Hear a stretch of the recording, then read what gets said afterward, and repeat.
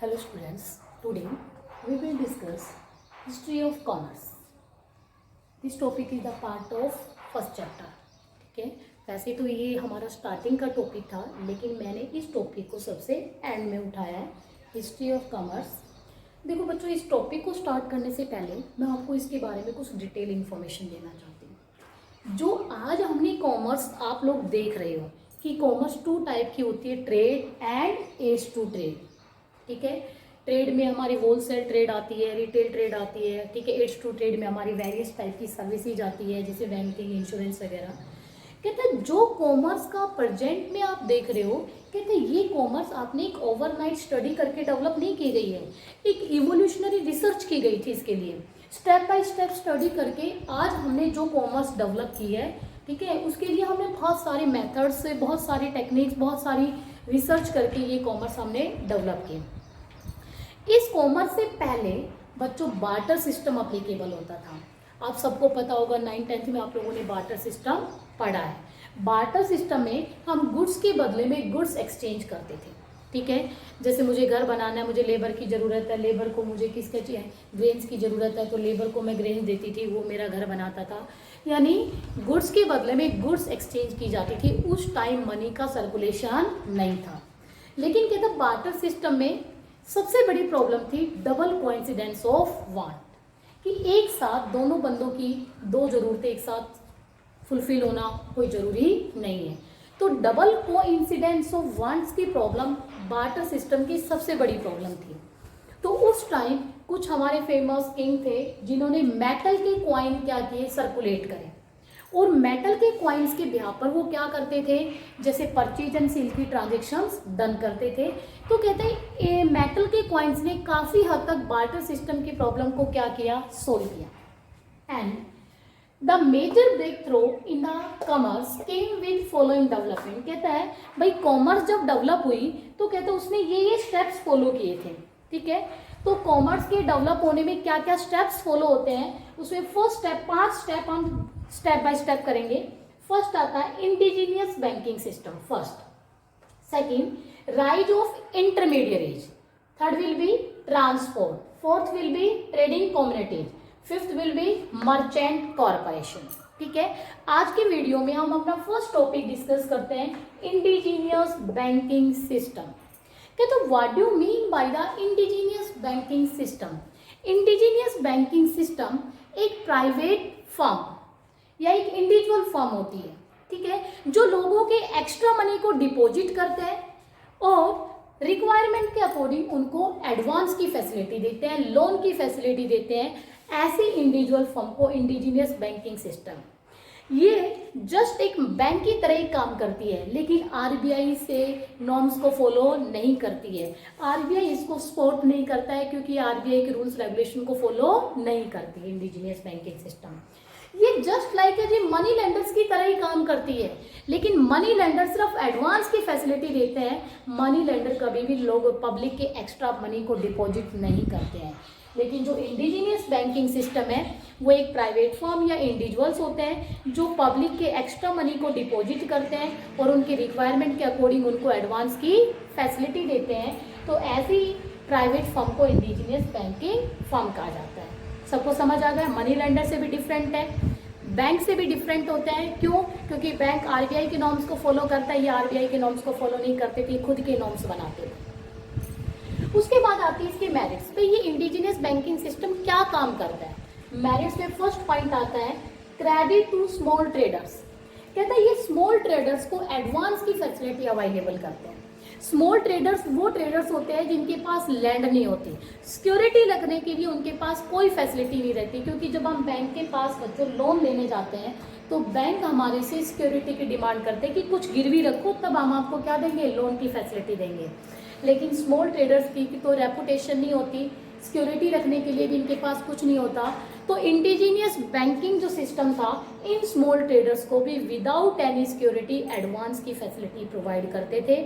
ठीक है, इनके पास अपने सभी क्लाइंट्स का पूरा डिटेल एड्रेस होता था और ये उनसे पैसा भी मतलब कलेक्ट कर लेते थे, लेकिन ये किसी टाइप की सिक्योरिटी उन स्मॉल ट्रेडर्स से रिसीव नहीं करते थे। तो जिन स्मॉल ट्रेडर्स को मॉडर्न बैंक लोन देने के लिए डिनाई कर देते थे, उन स्मॉल ट्रेडर्स को इंडिजिनियस बैंकर्स क्या देते थे, लोन की फैसिलिटी देते थे। सेकेंड, क्रेडिट टू एग्रीकल्चर, कहता है ये एग्रीकल्चर के लिए भी एडवांस की फैसिलिटी देते थे, क्योंकि जो फार्मर्स होते हैं उनको एग्रीकल्चर के लिए भी क्या चाहिए, फाइनेंस चाहिए। न्यू सीड्स परचेज करने के लिए, हार्वेस्टिंग के नए इक्विपमेंट्स परचेज करने के लिए फाइनेंस की रिक्वायरमेंट होती है फार्मर्स को। अब फार्मर्स को फाइनेंस की रिक्वायरमेंट होती है तो इंडिजिनियस बैंकिंग सिस्टम अच्छी क्रॉप्स को ग्रो करने के लिए फार्मर्स को भी क्या देता था, लोन की फैसिलिटी देते थे विदाउट एनी सिक्योरिटी। क्लियर। उसके बाद आता है लॉन्ग टर्म क्रेडिट, कहता है इंडिजिनियस बैंकिंग सिस्टम, ठीक है, पब्लिक को सिर्फ शॉर्ट टर्म ही लोन की फैसिलिटी नहीं देते थे, बल्कि लॉन्ग टर्म यानी मोर देन 1 ईयर के लिए भी लोन की फैसिलिटी देते थे। ठीक है, इसके लिए जब लॉन्ग टर्म की फैसिलिटी देते थे तो जनरली ये बिजनेसमैन को दी जाती थी लॉन्ग टर्म की लोन की फैसिलिटी, क्योंकि बिजनेसमैन को असेट्स परचेज करने के लिए लोन की ज़रूरत होती है, तो ये लॉन्ग टर्म एडवांस की फैसिलिटी भी पब्लिक को प्रोवाइड करते थे। फिर बच्चों के माइंड में क्वेश्चन आता है, मैडम जब ये सिक्योरिटी ही नहीं ले रहे थे तो इनको वो किसी ने टाइम पर पैसा नहीं दिया तो इनको लॉस फेस करना पड़ेगा। बिल्कुल लॉस फेस करना पड़ता है, तभी तो आज की तारीख में ये एग्जिस्टेंस में नहीं है, इनका एग्जिस्टेंस खत्म हो चुका है, क्योंकि इनका काम करने का मेथड ही इफेक्टिव नहीं था। So these are the merits of indigenous banking system. Small traders को, ठीक है, शॉर्ट टाइम के लिए एडवांस की फैसिलिटी देते थे विदाउट एनी सिक्योरिटी। एग्रीकल्चर के लिए भी एडवांस की फैसिलिटी देते थे, बिजनेसमैन को लॉन्ग टर्म के लिए भी एडवांस की फैसिलिटी ये प्रोवाइड करते थे विदाउट एनी सिक्योरिटी।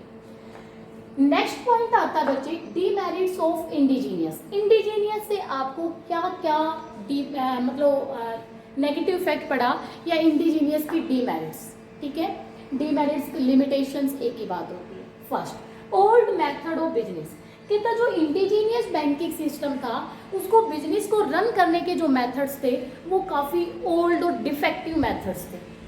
ठीक है, यानी जो indigenous bankers is also adopt old and defective method for run his business. Some indigenous bankers ने न्यू मेथड अडॉप्ट किए थे, लेकिन वो जो न्यू मेथड अडॉप्ट करने वाले थे वो कुछ ही लोग थे जिन्होंने नए मेथड्स को अडॉप्ट कर रखा था। बाकी most of the indigenous bankers old method को अडॉप्ट करके बिजनेस क्या करते थे, रन करते थे। Second, lack of organisation. अब लैक ऑफ ऑर्गेनाइजेशन का मतलब उनमें यूनिटी नहीं थी। लैक ऑफ ऑर्गेनाइजेशन का मतलब होता है lack of unity. Lack of unity कहता है जो इंडिजिनियस बैंकर्स थे उनमें यूनिटी नहीं थी। ठीक है, और कहता है वो आपस में एक दूसरे से जेलसी रखते थे।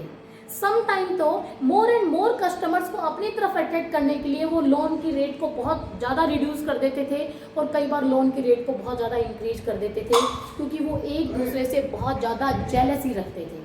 उनमें यूनिटी नहीं थी, आपस में डिस्प्यूट करते रहते थे, जिसकी वजह से आज इंडिजिनियस बैंकिंग सिस्टम में क्या हो गया, खत्म हो गया। कहता है लैक ऑफ ऑर्गेनाइजेशन का मतलब उनमें यूनिटी नहीं थी, वो आपस में जेलसी रखते थे, एक दूसरे से डिस्प्यूट करते रहते थे, एक दूसरे को नीचा दिखाने के लिए अपनी लोन की रेट को काफ़ी हद तक रिड्यूस कर देते थे। कई बार लॉस फेस कर भी कस्टमर्स को अट्रैक्ट करने के लिए एडवांस की फैसिलिटी दे देते थे और काफ़ी ऐसे तरीके अडॉप्ट करते थे जिसकी वजह से इनको क्या फेस करना पड़ता था, लॉस। जैसे मैं आपको एक एग्जाम्पल देती हूँ। बेटा पता है क्या, आज से पहले रेवाड़ी में रिक्शा चलती थी, ठीक है। अब उसमें रिक्शा में क्या होता था कि उन लोगों की यूनियन नहीं थी, रिक्शा वालों की। आजकल तो चलती है, पहले रिक्शा होती थी और यूनियन नहीं थी। तो इससे क्या होता था, जैसे मैंने कहा ये रिक्शा वाला चल इधर आ, उस रिक्शा वाला आता और मैंने उसको कहता मुझे वहाँ जाना है, तो मैंने कहा कितने रुपए लेगा, उसने कहा जी 20 रुपीज़ ले। नहीं भाई 20 तो ज़्यादा है, मैं और दूसरा आएगा, देखता रहता था कितने में जाएगा, क्या मैडम 15 में, मैंने 15 ज़्यादा, तीसरा आता मैडम 10 में, मैडम 10 वाले में बैठ के चली जाती है। इससे लॉस किसका हो रहा है, उन्हीं का हो रहा है। ठीक है, धीरे धीरे इस बात को रिक्शा वालों ने समझा, उन्होंने एक यूनियन बनाई। ठीक है, अब यूनियन बनाई तो उन्होंने रेट फिक्स किए कि भाई इतने डिस्टेंस के इतने रेट हो गए, आज सभी को सेम रेट ले सकते हैं, ज़्यादा कोई ले सकता है लेकिन इससे कम नहीं लेगा। ठीक है, तो इससे क्या हुआ, उन्हीं को फायदा हुआ। और जब उनमें यूनिटी नहीं थी, वो एक दूसरे से जेलसी करते थे, तो कस्टमर्स को कम रेट पर भी वो फैसिलिटी देते थे, इससे उन्हीं का ही क्या हो रहा था, लॉस हो रहा था। तो कहते हैं ऐसे ही सेम इंडिजिनियस बैंकर्स भी एक दूसरे से जेलसी रखने की वजह से आज की तारीख में फेल हो गए, उनमें यूनिटी नहीं थी, डिस्प्यूट्स करते रहते थे, वो एक दूसरे को नीचा दिखाने के लिए कई बार लोन की रेट को बहुत हद तक भी रिड्यूस कर देते थे। उसके बाद third, defective system of money lending. कहते तो उनका मनी लैंडिंग करने का मेथड भी बहुत डिफेक्टिव था। वो प्रोडक्टिव और अनप्रोडक्टिव लोन में डिफरेंस ही नहीं करते थे। प्रोडक्टिव लोन बेटा वो लोन होते हैं जो किसी पर्पज के लिए दिए जाते हैं, और अनप्रोडक्टिव लोन वो लोन होते हैं जो विदाउट पर्पज ही दिए जाते हैं। ठीक है, तो ये तो प्रोडक्टिव और अनप्रोडक्टिव दोनों के लिए पब्लिक को लोन देते थे। जबकि अगर आज मैं किसी कमर्शियल बैंक से लोन लेने जाती हूँ तो बेटा सबसे पहले वो रीजन पूछेगा किसके लिए लोन ले रहे हो। ठीक है, जब मैं रीजन बताती हूँ भाई एजुकेशन के लिए लेना है, होम लोन लेना है, जो भी लेना है, ठीक है, तो फिर पर्पज के बिहार पर वो लोन देता है। इसका मतलब प्रोडक्टिव लोन अवेलेबल कराते हैं। जबकि इंडिजीनियस बैंकर्स, ठीक है, अनप्रोडक्टिव पर्पज के लिए भी लोन लोगों को अवेलेबल कराते थे, जिसकी वजह से ये बैंक क्या हो गए, आज फेल हो गए।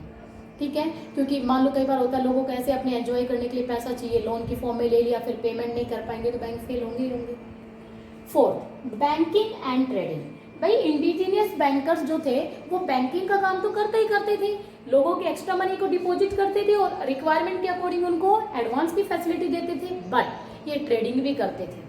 ठीक है, ट्रेडिंग का मतलब होता है कि जो क्लाइंट इनके पास आता था उन्होंने बता दिया जी वहां पर ये प्रॉपर्टी है, तो इंडिजीनियस बैंकर्स प्रॉपर्टी को खरीद लेते थे, हायर प्रॉफिट पर सेल कर देते थे। अगर किसी कंपनी के शेयर्स खरीदने हैं तो ये कंपनियों के शेयर्स भी खरीद लेते, हायर प्रॉफिट पर बेच देते। इसका मतलब ये बैंकिंग के काम के साथ साथ ट्रेडिंग का भी बिजनेस करते थे, यानी purchase and sale of goods and services. कुछ भी किसी की चीज मिल जाती थी उसको परचेज कर लेते थे, हाई रेट पर सेल कर देते थे और प्रॉफिट अर्न करते थे। तो ये बैंकिंग एंड ट्रेडिंग दोनों का काम करते थे। डिफेक्टिव सिस्टम ऑफ अकाउंट्स, कहते हैं इनको अकाउंट्स बनाने का सिस्टम भी बहुत डिफेक्टिव था। ये डबल एंट्री सिस्टम को फॉलो नहीं करते थे। आज आप अकाउंट्स में सीखोगे जर्नल एंट्री, तो जर्नल एंट्री में डबल एंट्री सिस्टम आप सीखोगे। One account will be debit, the definitely the other account will be credit. ठीक है, लेकिन यहाँ पर डबल एंट्री सिस्टम को फॉलो ही नहीं किया जाता था, और ना ही ये अपने अकाउंट्स बनाने के लिए स्पेशल कोई रूल्स रेगुलेशन को फॉलो करते थे। ये अपने अकाउंट्स को कभी पब्लिक में भी डिस्क्लोज नहीं करते थे। ये अपने अकाउंट्स की कभी ऑडिट भी नहीं कराते थे। ऑडिट का मतलब ऑडिटर से अपने अकाउंट्स चेक कराना कि भाई हमने अकाउंट्स बिल्कुल सही बनाए या नहीं बनाए। ये ऑडिटर से कभी भी अपने अकाउंट्स चेक नहीं कराते थे। जैसे सीए जो होते हैं, अगर वो किसी फर्म के अकाउंट्स चेक करके आते हैं तो बेटा वो ऑडिटर का रोल प्ले कर रहे हैं, तो वो चेक करके आते हैं भाई फर्म बिल्कुल सही अकाउंट बना रही नहीं बना रही, फिर नीचे अपने साइन करके आ जाते हैं। तो ना तो ये अपने अकाउंट्स की कभी ऑडिट करवाते थे, ना ही अपने अकाउंट्स कभी पब्लिक में डिस्क्लोज करते थे, ना ही इनके अकाउंट्स बनाने के कोई प्रॉपर रूल्स एंड रेगुलेशन थे। सो इनका अकाउंट्स मेंटेन करने का मेथड भी बहुत डिफेक्टिव था। 6, फ्रॉड। कहते हैं इंडिजीनियस बैंकर्स बहुत फ्रॉड करते थे पब्लिक के साथ। जनरली इलिटरेट जो पर्सन्स होते थे उनको एडवांस की फैसिलिटी देते थे और उनको प्रॉपर इंफॉर्मेशन नहीं देते थे। जब एडवांस देते थे उसी टाइम इन्फ्लेशन जैसे रिजल्ट्स काउंट करवा के कुछ पैसा तो उन्हीं से उसी टाइम काट लेते थे कि बैंक की पॉलिसी है 10% आपको लोन दिया जा रहा है, उसका पैसा हमें रखना होता है। ठीक है, जैसे फॉर एग्जाम्पल एक इलिटरेट पर्सन आया, उसने कहा कि जी मुझे 50,000 का लोन दे दो। ठीक है, ये लोग क्या कहते थे, जी हमारी बैंक की पॉलिसी है कि जितना लोन दिया जाएगा उसका 10% तो हमें रखना होता है, बाकी आपको देंगे। बेटा डॉक्यूमेंट्री में लोन लिखा हुआ है 50,000 का, 5,000 का बैंक खुद अपने पास रख लेता है और उसको कैश कितना दिया 45 का। जब लोन की रीपेमेंट होती थी तो उसे 50,000 रुपये ले लेते थे। इस टाइप के फ्रॉड ये पब्लिक के साथ करते थे। सेकेंडरी, जब वो रीपेमेंट करता था वो पर्सन, तो रीपेमेंट के टाइम पे ये रिसीट हैंड ओवर नहीं करते थे उसको, और रिसीट ना देने की वजह से कुछ टाइम के बाद ये दोबारा लोन के रीपेमेंट की डिमांड करते थे कि आपने तो लोन ही पेमेंट नहीं किया। वो पर्सन कहता है I already paid the loan. ठीक है, तो कहता दिखाओ प्रूफ आपने कहाँ किया। वो कहता जी प्रूफ तो आप लोगों ने दिया ही नहीं, तो फिर क्या प्रूफ है कि आपने लोन की पेमेंट कर दी। वो दोबारा डिमांड करते थे कि आप लोन की क्या करो, रीपेमेंट करो। तो बच्चों इस टाइप के फ्रॉड जो इंडिजीनियस बैंकर्स था वो पब्लिक के साथ बहुत ज़्यादा करता था, जिससे लोगों का फेथ इसके ऊपर खत्म हो गया और धीरे धीरे ये एग्जिस्टेंस में ही नहीं रहा। इसका मतलब ये यहाँ से सोसाइटी मतलब मार्केट से आउट हो गया। तो ये था फ्रॉड, लोगों के साथ फ्रॉड करना, डिफरेंट टाइप की पॉलिसी बनाकर और उनके पैसे ऐंठना, इस टाइप का काम करता था। 7, high rate of interest. Height नहीं है, हाई। ठीक है, high rate of interest. High rate of interest, कहता है इंडिजीनियस बैंकर्स की जो रेट ऑफ इंटरेस्ट थी वो बहुत ज़्यादा हाई थी। समटाइम तो इनकी रेट ऑफ इंटरेस्ट 50% से 100% तक इनकी रेट ऑफ इंटरेस्ट हो जाती थी। इतनी हाई रेट ऑफ इंटरेस्ट से भी पब्लिक का धीरे धीरे इनकी तरफ अट्रैक्शन क्या हो गया, कम हो गया, क्योंकि very high rate of interest के पब्लिक से क्या करते थे, चार्ज करते थे। और लास्ट डीमेरिट्स है लैक ऑफ स्टैटिकल डेटा, इनके पास डेटा भी कंप्लीट नहीं था। अगर गवर्नमेंट इनसे डिमांड करे कि भाई आप जो जो बिजनेस कर रहे हो, जितना लोगों का पैसा आ रहा है, जितना आप एडवांस की फॉर्म में पब्लिक को अवेलेबल करा रहे हो, इनकी पूरी डिटेल मुझे दो, इनके पास इनके डेटा भी कंप्लीट अवेलेबल नहीं थे। जो डेटा इनके पास होते थे ये कभी किसी को डिस्क्लोज ही नहीं करते थे। क्यों? क्योंकि इन्होंने कंप्लीट फॉर्म में डेटा रिकॉर्ड ही नहीं कर रखे थे। तो ये भी इनकी एक बहुत बड़ी प्रॉब्लम थी, जिसका भी धीरे धीरे पब्लिक का फेथ इनके ऊपर से ख़त्म हो गया और इंडिजीनियस बैंकिंग सिस्टम ही आज की तारीख में मार्केट से क्या हो गया, आउट हो गया। सो आज की वीडियो में हमने, ठीक है, हमने हिस्ट्री ऑफ कॉमर्स का एक पार्ट डिस्कस किया है, indigenous banking system. What do you mean by the indigenous banking system, उसका मीनिंग, उसकी मेरिट्स एंड उसकी डीमेरिट्स। ठीक है, मैंने आप लोगों को पीडीएफ के थ्रू नोट्स भी सेंड किए हुए हैं, तो आप कंप्लीट चैप्टर के नोट्स बना लो। ठीक है, वो कंप्लीट चैप्टर के नोट्स हैं। बाकी हमारा टॉपिक अभी थोड़ा बचा हुआ है फर्स्ट चैप्टर का, हम उसको भी आगे वीडियो में डिस्कस करेंगे। तो यहाँ से आप समझो, नोट्स वहाँ से बनाओ, लर्न करो, उसके बाद आपका टेस्ट लिया जाएगा फर्स्ट चैप्टर का। ठीक है, तो हर स्टूडेंट डेली की वीडियो डेली जरूर देखे। आप लोगों की अटेंडेंस होती है, ठीक है, जैसे अगर मान लो आज 13 है, तो बेटा 12 वाली जो वीडियो थी या 14 को मैं अटेंडेंस लेती हूँ, तो 13 वाली जो वीडियो थी वो सब बच्चों ने देखी हुई होनी चाहिए। 13 की वीडियो अगर सब देखी हुई है तो मेरे पास ऑटोमेटिक इन्फॉर्मेशन आ जाती है कि किन किन बच्चों ने वो वीडियो देख ली है। ठीक है, जिन्होंने देखी हुई है उनकी परसेंट लगा के आगे स्कूल में सेंड हो जाती है, जिन्होंने नहीं देखी उनकी एब्सेंट लग जाती है। तो बेटा रेगुलरिटी में आप लोगों की अटेंडेंस हो रही है, सो प्लीज़ डेली की वीडियो डेली जरूर देखें ताकि आप लोगों की परसेंट लगे। ठीक है, थैंक यू स्टूडेंट्स।